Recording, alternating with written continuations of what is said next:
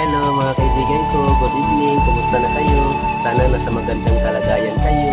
Nandito naman ako mangungulit sa inyo mga kaibigan ko. Magdasal tayo ha, salamat. Sa Sama at sa Anak at sa Espiritu Santo. Amen.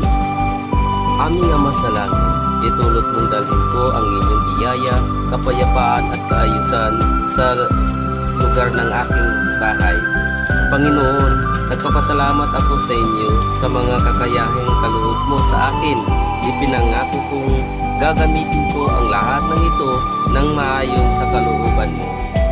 Ang aming mga alalahanin, ang mga karamdaman, mangyaring bantayan mo ang aming mga pamilya at ang kaibigan, lalong-lalo na ang nakakita sa video na to.